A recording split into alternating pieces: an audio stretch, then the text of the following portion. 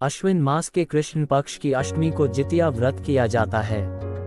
इस दिन सुबह स्नान कर स्वच्छ वस्त्र धारण करें। इस व्रत में नया धारण करने का नियम नहीं है, क्योंकि पितृपक्ष में अधिकतर लोग नया नहीं पहनते हैं। इस दिन भगवान जीमूतवाहन की पूजा करें। इस पूजा के लिए कुशा से बनी जीमूतवाहन की प्रतिमा बनाई जाती है।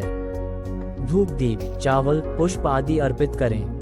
इस व्रत के दौरान मिट्टी में गाय का गोबर मिलाकर उससे चील और सियारिन की मूर्ति बनाई जाती है। इन दोनों मूर्तियों के माथे पर लाल सिंदूर का टीका लगाया जाता है। विधिपूर्वक पूजा करके फिर कथा सुनी जाती है। चलिए शुरू करते हैं। बहुत समय पहले की बात है कि गंधर्वों के एक राजकुमार हुआ करते थे जिनका नाम था जीमूतवाहन। बहुत ही पवित्र आत्मा, दयालु व हमेशा परोपकार में लगे रहने वाले जीमूतवाहन को राजपाट से बिल्कुल भी लगाव न था। लेकिन पिता कब तक संभालते। वानप्रस्थ लेने के पश्चात वे सब कुछ जीमूतवाहन को सौंपकर चलने लगे। लेकिन जीमूतवाहन ने तुरंत अपनी तमाम जिम्मेदारियां अपने भाइयों को सौंपते हुए स्वयं वन में रहकर पिता की सेवा करने का मन बना लिया। अब एक दिन वन में भ्रमण करते करते जीमूतवाहन काफी दूर निकल आया। उसने देखा कि एक वृद्धा काफी विलाप कर रही है। जीमूतवाहन से कहा, दूसरों का दुख देखा जाता था। उसने सारी बात पूछी तो वृद्धा ने बताया, मैं नागवंश की स्त्री हूँ, मुझे एक ही पुत्र है। पक्षीराज गरुड़ के कोप से मुक्ति दिलाने के लिए नागों ने यह व्यवस्था की है। वे गरुड़ को प्रतिदिन भक्षण हेतु एक युवा नाग सौंपते हैं। आज मेरे पुत्र शंखचूड की बलि का दिन है।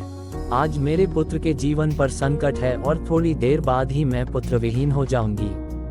एक स्त्री के लिए इससे बड़ा दुख क्या होगा कि उसके जीते जी उसका पुत्र न रहे। जीमूतवाहन को ये सुनकर बड़ा दुख हुआ। उन्होंने उस वृद्धा को आश्वस्त करते हुए कहा कि डरो मत, मैं तुम्हारे पुत्र के प्राणों की रक्षा करूंगा। आज उसके स्थान पर स्वयं मैं अपने आप को उसके लाल कपड़े में ढककर उस शिला पर लेट जाऊंगा, जिससे गरुड़ मुझे खा जाए और तुम्हारा पुत्र बच जाए।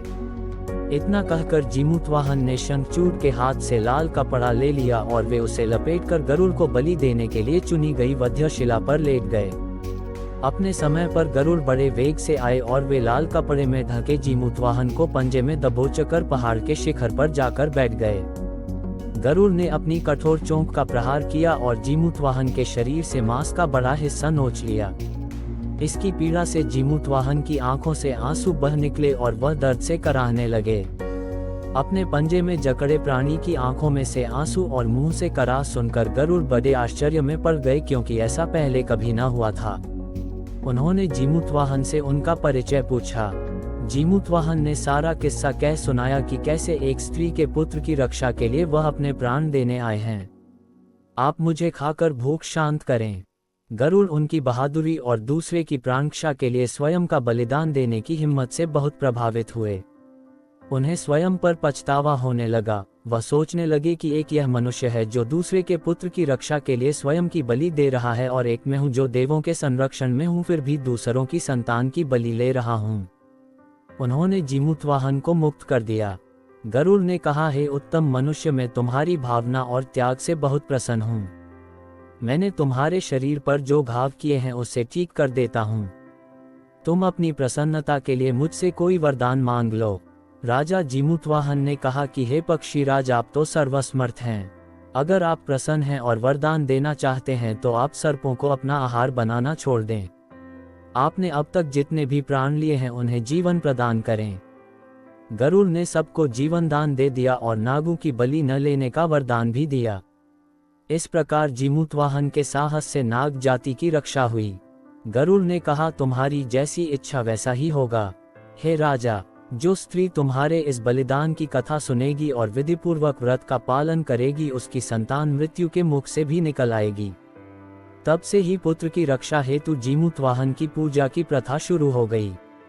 ऐसा कहा जाता है कि यह कथा कैलाश पर्वत पर भगवान शंकर ने माता पार्वती को सुनाई थी।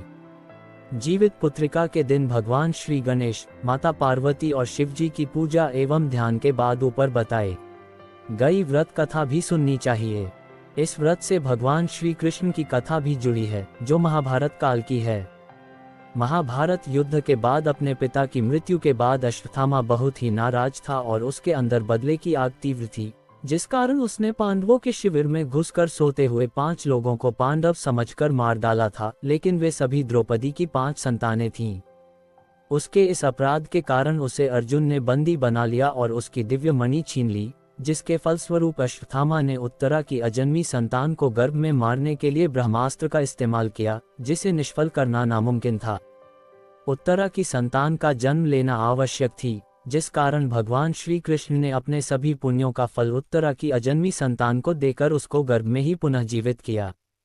गर्भ में मरकर जीवित होने के कारण उसका नाम जीवित पुत्रिका पड़ा और आगे जाकर यही राजा परीक्षित बना। तब ही से इस व्रत को किया जाता है। दोस्तों, कैसी लगी कहानी? अच्छी लगी हो तो चैनल को सब्सक्राइब शेयर जरूर करें। धन्यवाद।